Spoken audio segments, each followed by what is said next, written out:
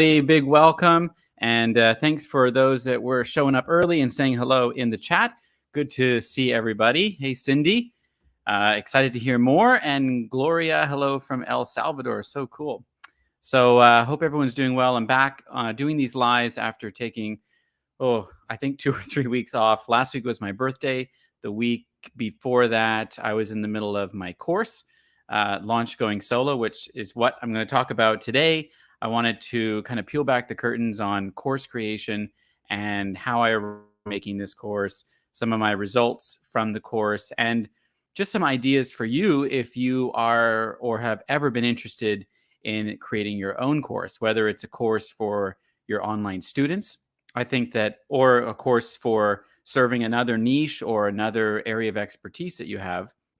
I think that one of the best ways to scale your business, one of the best ways to serve more people and offer your support is through an online digital course. And there's, tons of ways of doing that. And I'll go over the way that I did it and the ways that I've seen other folks do course creation as well. And some of the sort of tools that I used and how I made it happen, the results that I've had after running the course 4 times over the last year. And you're free to ask any questions that you want about how I created the course, or if you've got specific questions to maybe your own course idea. And yeah, we'll just have a chat about online courses. And I really want you to think about the possibilities of creating a course for your students if you're an online teacher, which you most likely are if you're following my channel, or for an area maybe of something that you haven't really created a business in, but you've had an idea about creating a course for maybe in the future, and there might be things holding you back. So hopefully I can help and support in that area. So yeah, if you are joining live, feel free to use the chat on the right-hand side.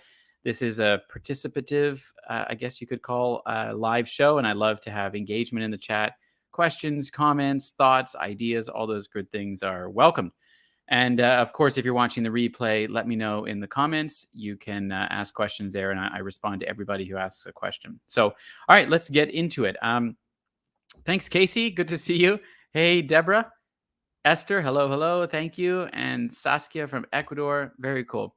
So my sort of journey with course creation started a few years ago, maybe 2.5 years ago, where I knew that I wanted to create a course around, I wasn't sure what, but around something to help online teachers. And so I dabbled in different ideas. I delayed the idea of making a course because I just had so many limiting beliefs around the idea of being an expert, quote unquote, in a particular topic or field, and then, stepping out of my comfort zone and offering that to people who might want to learn from me.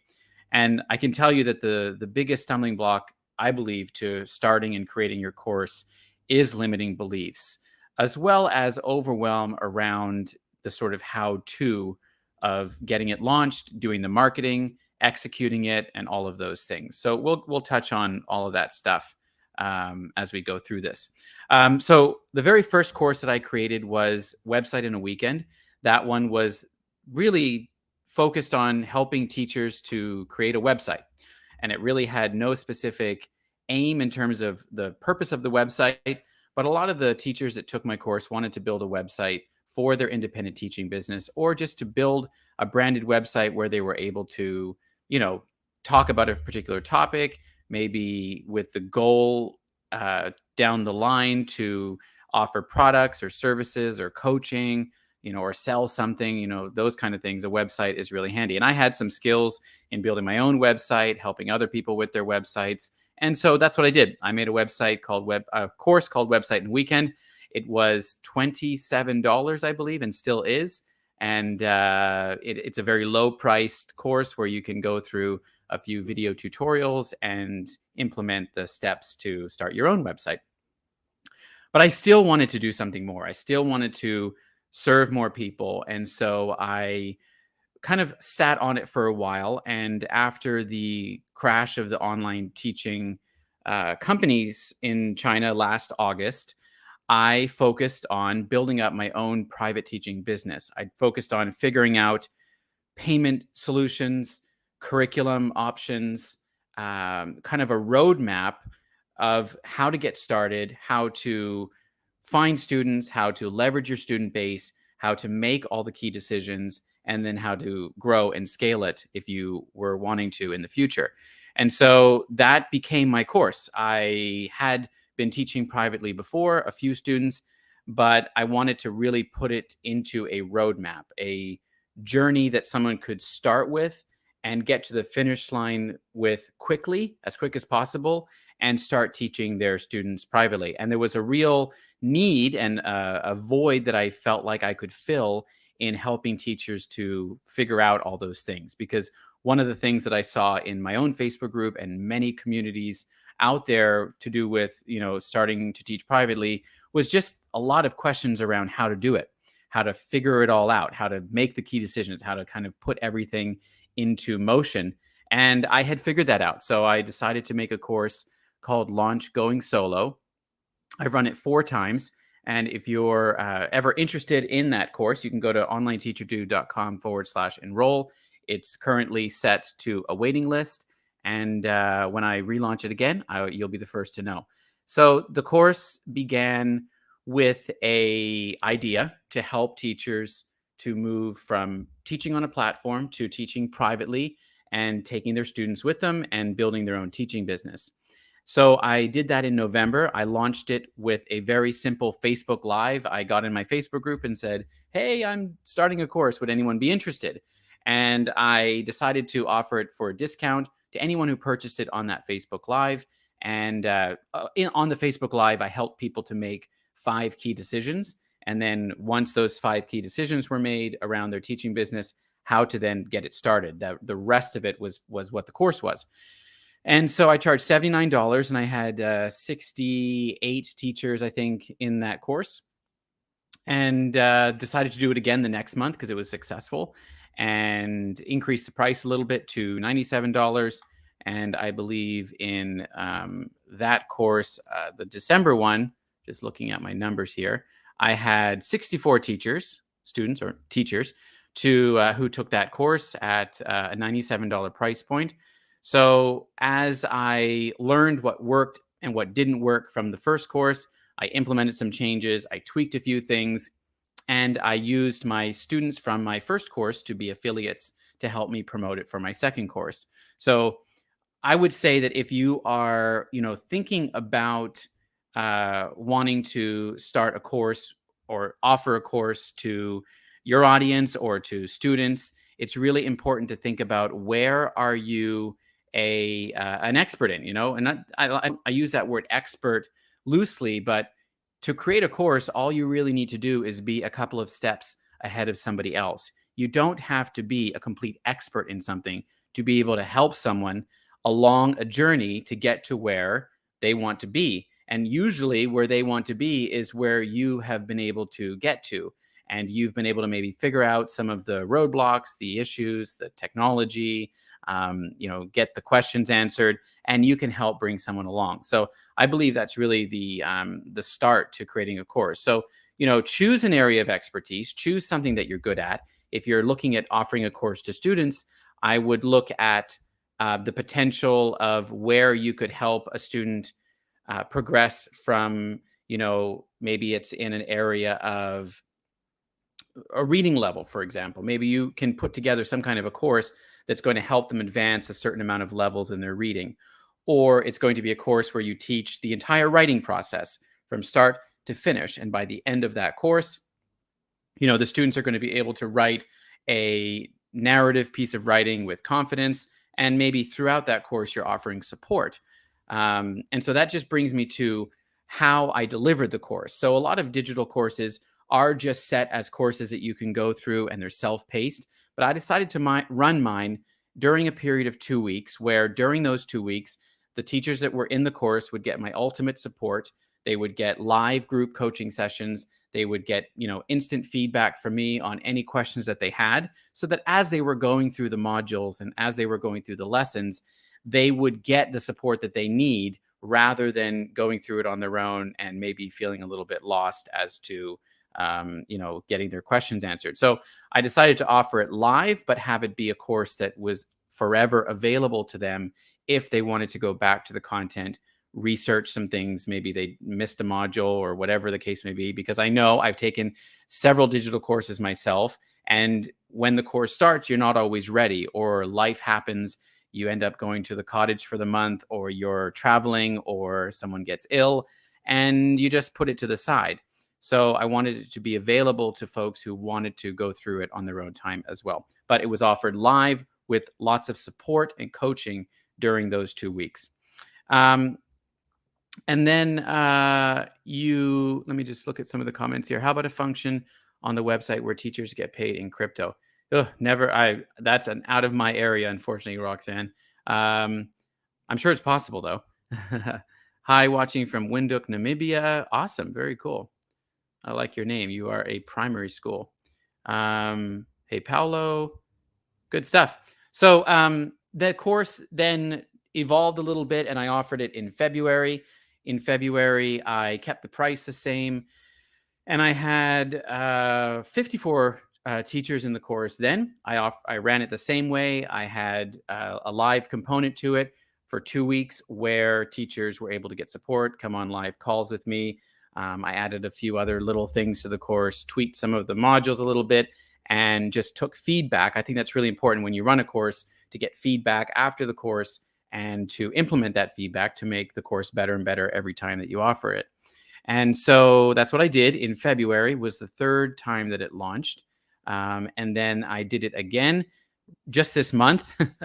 The course ended last week, and I had 62 teachers in that cohort. And let me just have a look at the numbers here. So 62 teachers. I had 2 price points. I doubled the price of the course to $197 after running it with over 150 teachers and getting feedback and validation and seeing incredible results. I felt that the value of the course was worth more, so I doubled the price of the course to $197, and then I separated the coaching option because of the time commitment and effort put into the coaching sessions. I added that as a different price point of $347. So that's kind of the progression of how it has grown from November until now, and sort of the price increase increments. It went from 79 to 97 to 197, and then the coaching was an add-on for this one. When running a course, I've learned a lot of things. It's really important that you get your course idea validated by doing a little bit of market research. So if you're thinking of a course for teachers or for whatever market, make sure you do your due diligence to find out if a course like that is actually something that people want to pay for, if it's something that people want to, learn about. If you're an expert in making peanut butter, you could offer a course in helping people to make peanut butter, but make sure that you do your due diligence and find out if people actually want to pay for a course in making peanut butter. I wouldn't suggest that as a course necessarily unless you had a specific angle to that. But you never know. I mean, depending on whatever industry you're in, or whatever kind of niche of audience you want to serve, there's all kinds of amazing courses out there that can help people solve a problem or take quick action on something to help them get results. People are willing to pay, and especially since COVID, digital courses have just skyrocketed because of the online learning that we're all doing at home and forced into.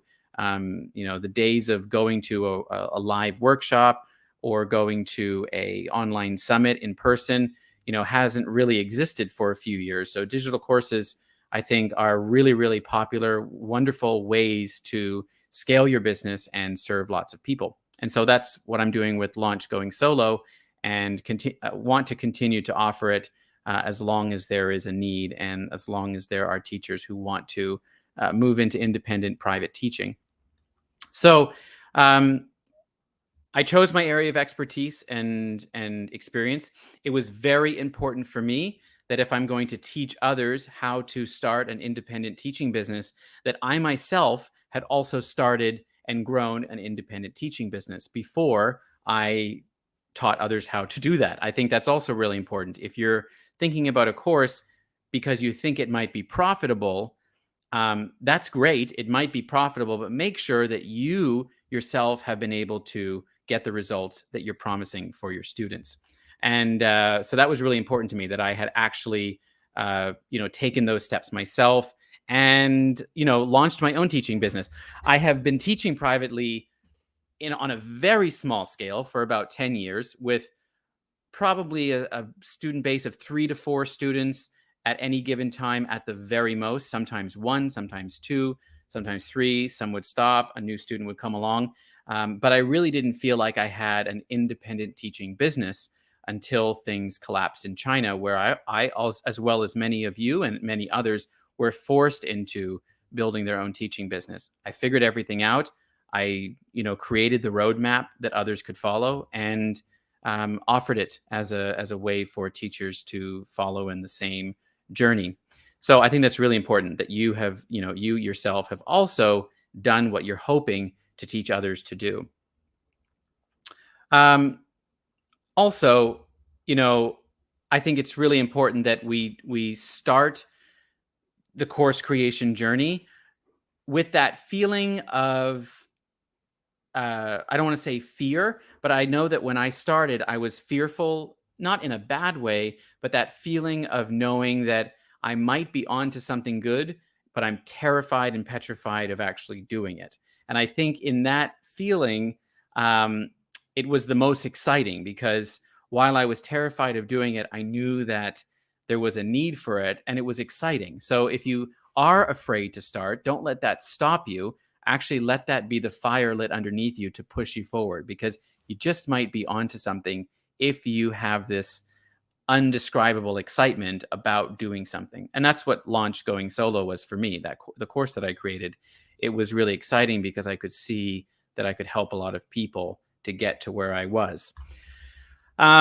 So around the hows of how I did it, I decided on what I was able to help teachers navigate, and that was teaching privately.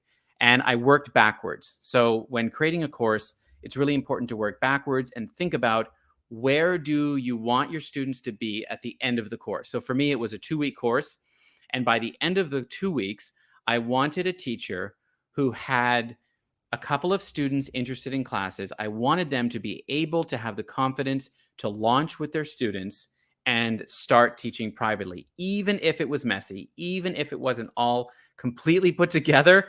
Because believe me, if you expect it to be perfect when you start, you'll never start. And so I wanted them to have the confidence to actually launch in 2 weeks. And many of the 68 teachers in my first course did launch, some of them while we were in the course, and many as the course ended, and many, days, weeks, and months after the course ended. And I still hear about teachers who say, I took the course, I didn't go through the modules live, but I'm now doing it, and thank you for, laying things out.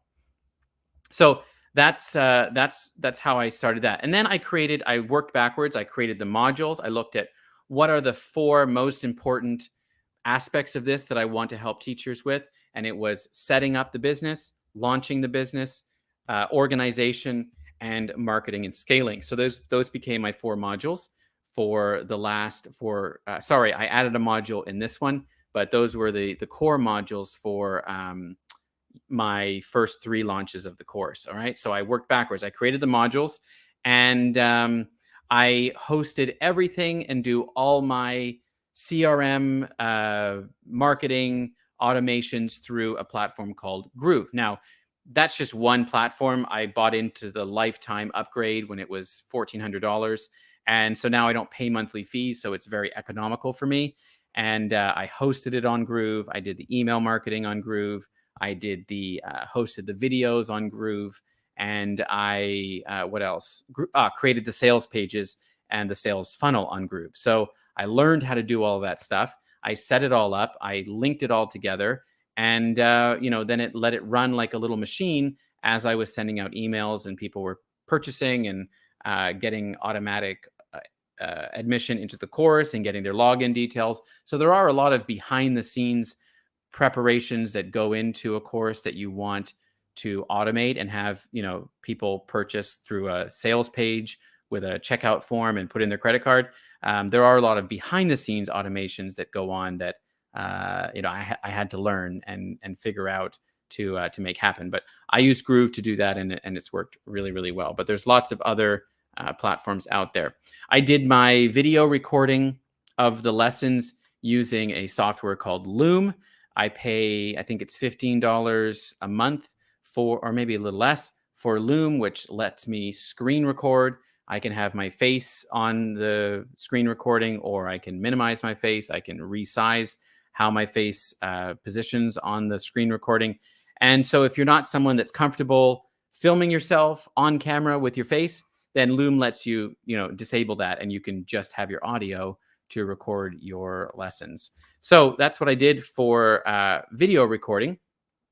And, in terms of the marketing, I just leveraged my Facebook group, my email list, and my YouTube channel, and some affiliates as well to help me promote it. Now, things drastically changed for this last course. So in the last course that I just finished, I increased the prices and I added bonuses, and I separated the coaching from the actual core course.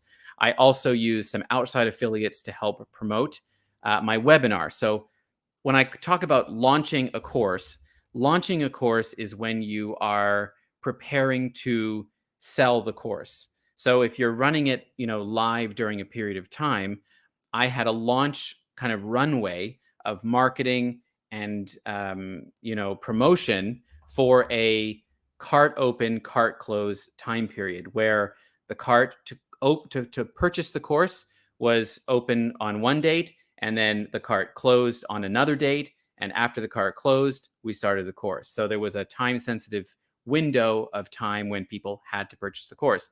And if they missed the time period, then they can't purchase the course. So that's how I set it up, so that I could have everyone organized, get all the emails prepared, and not be kind of adding people into the course as it was starting. And I really suggest doing it that way if you are wanting to run a course, because it provides some urgency to purchase that doesn't exist if you don't have a cart close date. The biggest change that I did in this last one is I ran webinars to launch it. So part of my marketing was having 3 webinars. I set up 3 different webinars. The topic was 3 secrets to launching, growing, and scaling, I think. Launching, growing, and scaling your teaching business. I had about 800 webinar registrations. With a webinar, 30% will show up. So I had about overall around 200 to 250 show up. And a conversion rate for a good webinar can be around 3 to 5%. So you're looking at serving a lot of people, which is awesome. And, if you showed up to the webinar, I gave you value, I gave you action steps, and I hopefully helped you walk away with some things that you could do. Even if you didn't purchase the course and join the last cohort of launch, the main purpose of the webinar was to add value and to help anyone, regardless if they purchased or not. But a webinar leads into a sales period where at the end of the webinar, you can sell your course. It really was the most effective way for me to do this. And I would really encourage anyone who wants to do a course to think about doing it through a webinar where you, excuse me, where you offer a webinar that reaches lots of people. They join for free, and then you promote your course at the end. And those that want to take you up on it, those that want to learn with you more, are able to purchase. It was my most successful way of growing my the number of teachers in the course. Now, I had 62 teachers in the last cohort. So that isn't my largest group, but with the price point doubling and with the coaching being an added add-on, it was by far my most financially successful course of the 4 that I've done, because I looked at how I could scale it. And one way to scale it is to increase the price. Another way to scale it is to do more promotion and more marketing around the course. So, there's different strategies, but this one really worked well for me, and to be able to, to be able to scale what I had done the previous 3 times. So does anyone have any questions about course creation, tools, platforms, specifics about my course, how I did it? I'm just trying to go through everything here and see if I covered everything. I mean, really, the 5 things that I did to make this happen was choosing my area of expertise and experience, number 1. Number 2, validating the course idea, making sure that I knew people wanted to pay money to learn this. Number 3, stepping out of my comfort zone and limiting beliefs. Guys, if you don't step out of your comfort zone, you're never going to do anything that is going to, push you into growth and into success.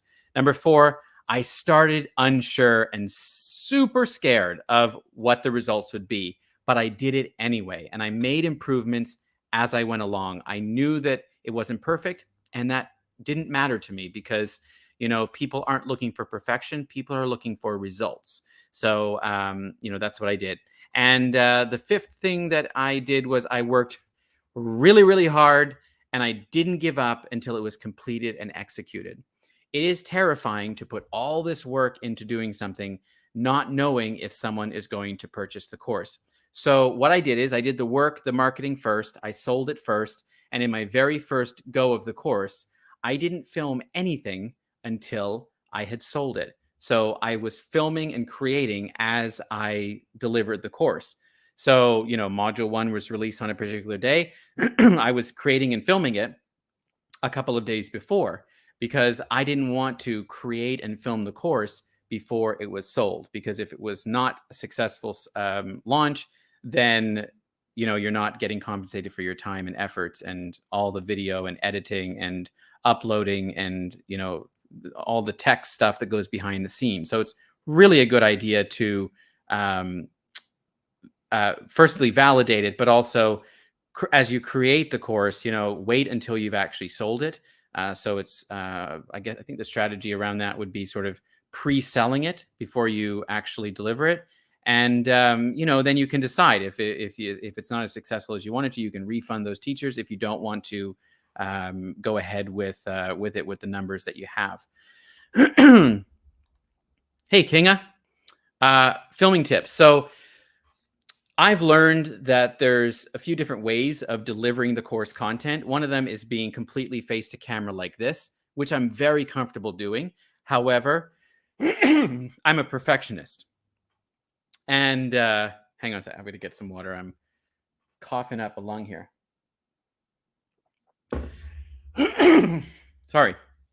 And I knew that I didn't have the time to film it face to camera and edit it as well.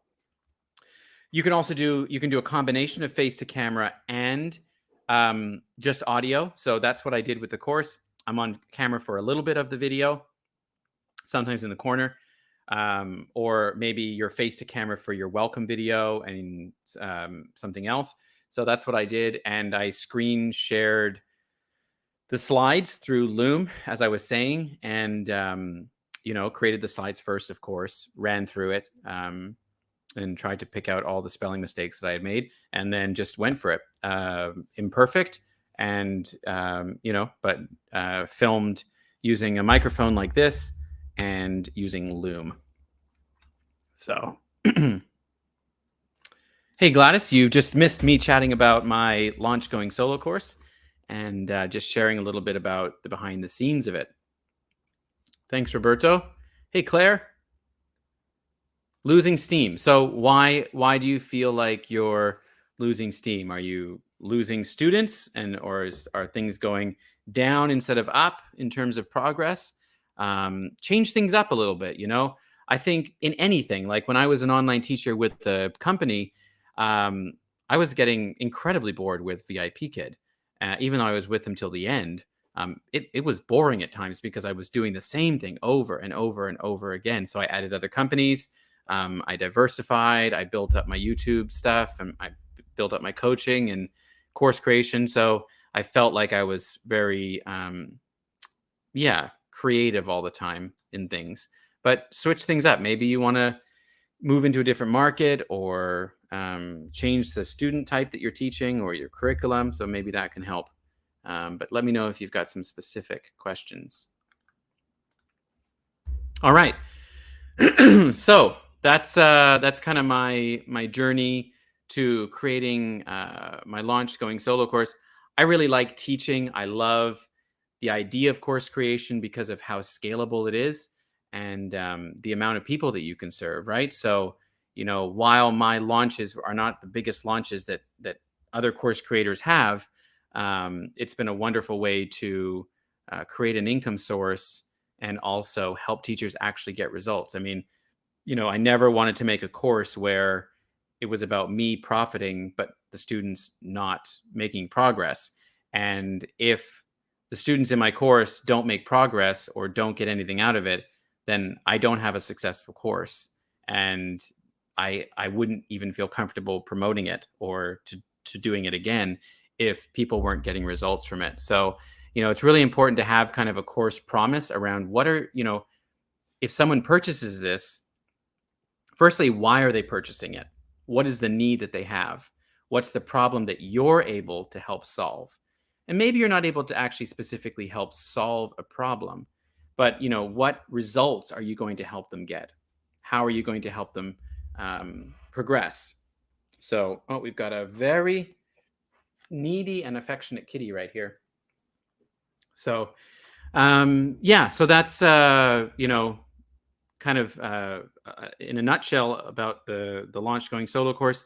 My future plans for the course are to launch it again, definitely one more time this year, and I have another exciting idea as well around it for after the course finishes, and possibly putting it on Evergreen as a course that people can purchase and go through independently. But I've found that teachers have the most success when they go through it live with other teachers and get support through our Slack community, through the coaching sessions, and just getting to know other teachers and having lots of feedback and questions answered. I've found that has been the most successful. But there are lots of teachers that just say, I don't care about the live component of the course.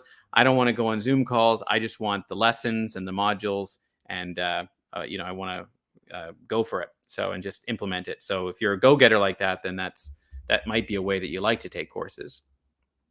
So, hey, Kelsey, I recently created an online course for brand new online teachers who are not familiar with online learning lesson plans. The 5-star online teacher. Very cool. Awesome. How did it go? And how are you selling it? So I have another free course that is my email list builder, and it's the Online Teacher Bootcamp. It's a course. It's totally free. It's 4 modules, I think.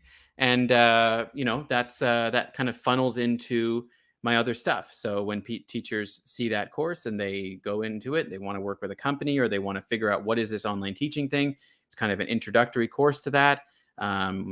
Everything from what headphones to buy to how to teach online to, props that you can use and all that kind of good stuff. And then it's a good funnel into my other courses, my website course and my Launch Going Solo course. So Cindy said, yeah, you need things live. Yeah, that's right. Yeah. So you were probably benefited from the course that you were in. I think you were in November or December. I get those two groups mixed up because they were so close together. So any questions about course creation while I'm here? Has anybody got an idea for a course that they'd like to create? I know you do, Kinga. Let us know. Anyone else? I'll hang around for a couple more minutes. Yeah. So, Kelsey brings up a good point. If you're wanting to run a course, I've done this before where I've said, hey, I've got this course idea. It's not perfect, but I want to run it with 10 teachers for free. And I want all of your feedback. So you get to go through the course.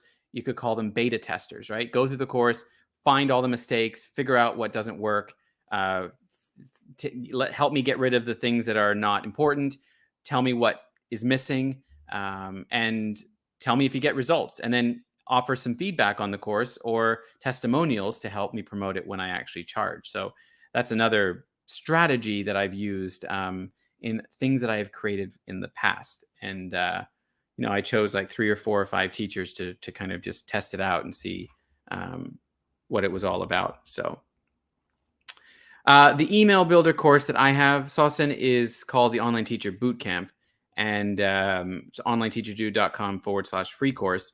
And it's a course to help anyone who wants to get into online teaching. And then it builds my email list. So it's a very popular course because it's free. Everyone likes free things, right?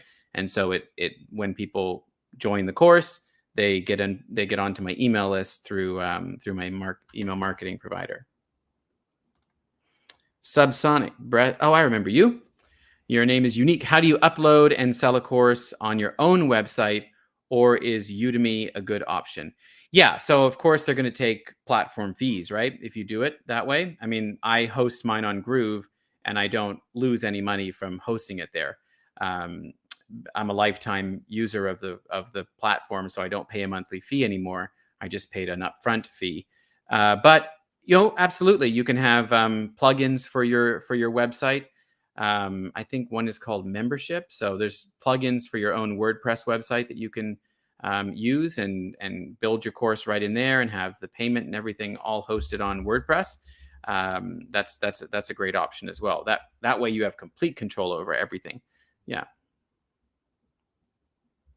Yeah, I have one done with your course to beta, how to find students. Did you take one of mine, Dan? I can't remember. I think you did. So yeah, Kelsey made hers through Thinkific. So there's Teachable, Thinkific, Udemy. There's a lot of those that are specifically designed. A good one specifically for course creators is Kajabi. They're fantastic. That's what they do, course creation, and they help you to do course creation really well too. So if you're looking for one that's very specific to course creation, Groove that I use is kind of an all-in-one CRM, email marketing, video hosting, memberships, courses, e-commerce, pages, sales funnels, websites, everything under one roof. So their specialty is not in course creation, but Groove Member allows me to host the course.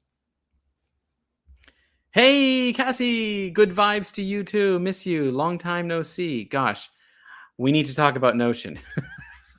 I'm deep into it right now. Deep. Yeah, no problem. Subsonic beatboxing tutorials. Yeah, cool. Well, thanks for hanging out, everybody. Thanks for hearing my story on Launch Going Solo. Hopefully it maybe gave you some inspiration to create your own course in whatever you are an expert in and whatever area of whatever niche you want to serve, whoever you want to serve. I believe online course creation is where it's at, and it's been a great aspect of my business and what I'm able to do with teachers. So, I'm always thinking about what can I do to help others, other teachers, and build a business around it. So there we go. Thanks for watching, everybody. Hope you're off to a good start on this Monday. It is almost 10 p.m. here, and I am officially exhausted. So I'm going to bid you all farewell, and I will see you back to weekly live videos. It's been a crazy couple of months with webinars and the course and my birthday and traveling. But I've got some good videos coming out as well. So stick around and subscribe if you're not. Do hit the like button of the video if you got some value from it. Helps me to reach more people. And I look forward to seeing you next week. Same time, same place. Peace.